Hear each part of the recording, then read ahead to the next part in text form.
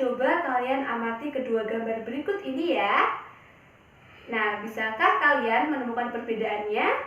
Ya, gambar yang pertama adalah gambar lalu lintas yang tertib, sedangkan gambar yang kedua adalah gambar lalu lintas yang tidak tertib atau terjadi kemacetan.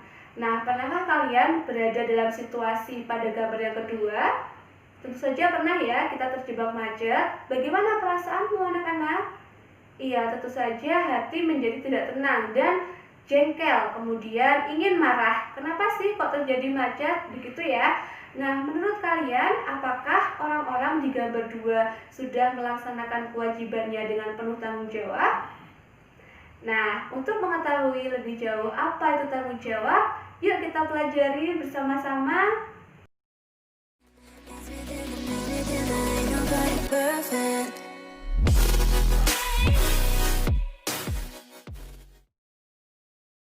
Halo anak-anak, jumpa lagi belajar bersama Bu Eka. Nah, di video kali ini kita akan belajar tema 6, subtema 1, pembelajaran ke-6. Nah, sebelumnya izinkan Bu Eka untuk mengucapkan salam terlebih dahulu ya. Assalamualaikum warahmatullahi wabarakatuh. Selamat pagi untuk anak-anak yang beragama lain.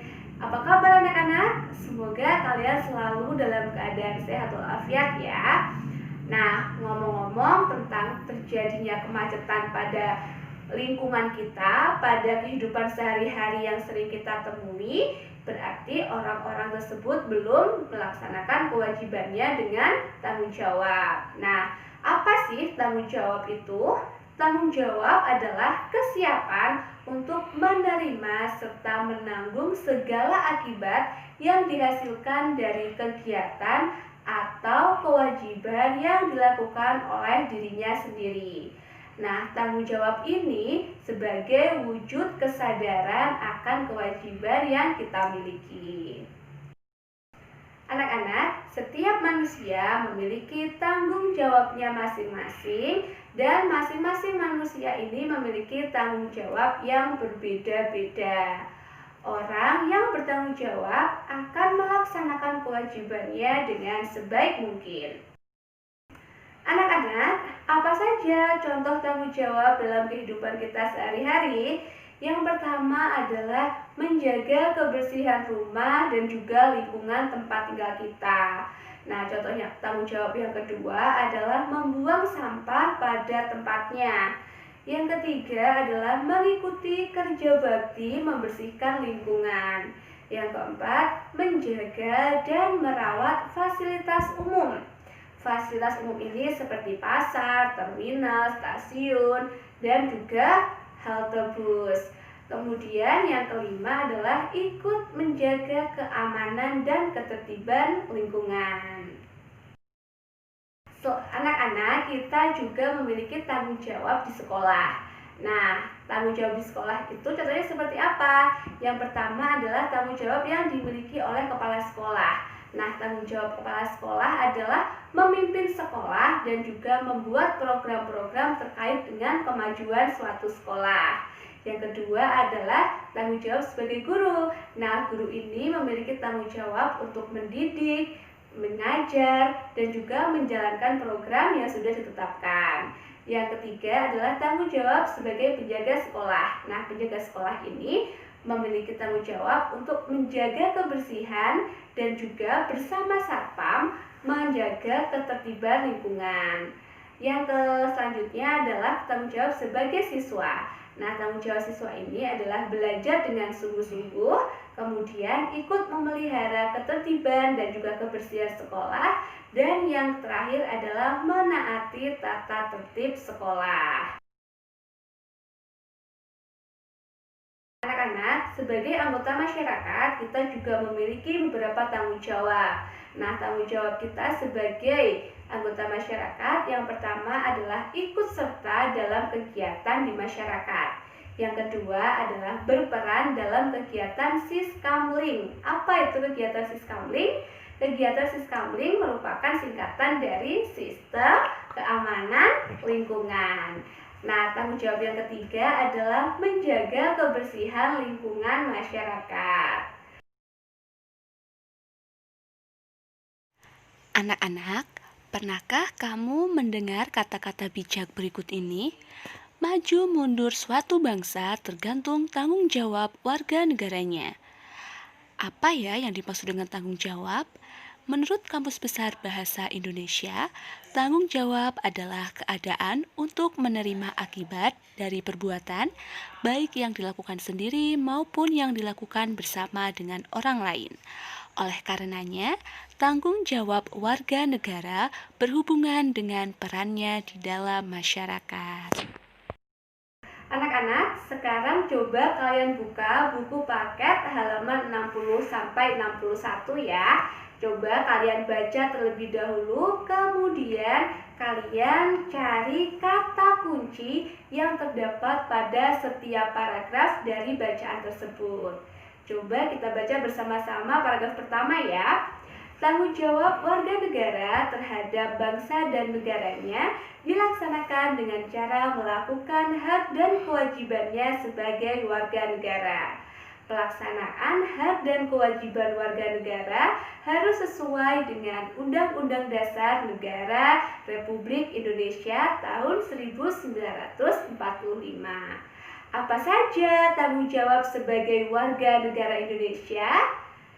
Warga negara Indonesia antara lain memiliki tanggung jawab untuk memahami dan mengamalkan nilai-nilai dalam sila Pancasila. Warga negara Indonesia juga bertanggung jawab untuk menjaga persatuan dan kesatuan bangsa agar tidak terpecah belah. Nah, coba dari paragraf 1 ini kita cari kata kuncinya ya. Baik, sudah ketemu apa saja kata kuncinya, anak-anak? Ya, kata kunci yang terdapat dalam paragraf ini adalah yang pertama, yaitu hak dan kewajiban warga negara Indonesia. Yang selanjutnya ada tanggung jawab warga negara Indonesia. Anak-anak, sekarang kita ke paragraf yang kedua ya. Kita baca bersama-sama. Sebagai seorang siswa, kamu pun memiliki tanggung jawab. Salah satunya adalah dengan menaati peraturan yang telah ditetapkan, baik oleh sekolah maupun oleh negara sesuai dengan peranmu sebagai seorang siswa. Peraturan sekolah harus sejalan dengan nilai-nilai yang terkandung di dalam sila-sila dalam Pancasila. Peraturan sekolah juga harus sejalan dengan peraturan dan undang-undang yang berlaku di Indonesia. Anak-anak sudah ketemu kata kuncinya? Iya, kata kunci yang pertama adalah tanggung jawab. Kemudian kata kunci yang kedua adalah seorang siswa atau tanggung jawab seorang siswa. Sekarang kita ke paragraf yang ketiga. Seorang siswa hendaknya bertanggung jawab untuk mengamalkan nilai-nilai dalam Pancasila. Nilai sila pertama yaitu ketuhanan yang Maha Esa, dengan menunjukkan rasa hormat kepada teman-teman yang berbeda keyakinan dengan menjalankan kegiatan keagamaan sesuai dengan keyakinannya. Nah, nilai sila kedua yaitu kemanusiaan yang adil dan beradab dengan menunjukkan rasa peduli kepada sesama manusia dimanapun kita berada. Nilai pada sila ketiga yaitu persatuan Indonesia dengan menjaga persatuan dan kesatuan dengan menghargai perbedaan yang ada di antara teman. Nilai sila yang keempat yaitu kerakyatan yang dipimpin oleh hikmat kebijaksanaan dalam permusyawaratan perwakilan, yaitu dengan cara menunjukkan sikap mau mendengarkan pendapat teman lain dalam kegiatan pembelajaran dan bekerja sama. Nilai sila yang kelima yaitu keadilan sosial bagi seluruh rakyat Indonesia dengan menaati peraturan sekolah yang menjamin rasa keadilan di sekolah. Anak-anak, dari paragraf yang barusan kita baca tadi, bisakah kalian menentukan apa kata kuncinya? Ya, kata kuncinya adalah nilai-nilai dalam Pancasila. Baiklah anak-anak, demikianlah tadi pembelajaran kita pada hari ini. Jangan lupa tetap terapkan protokol kesehatan dimanapun kalian berada ya. Sampai jumpa di video selanjutnya.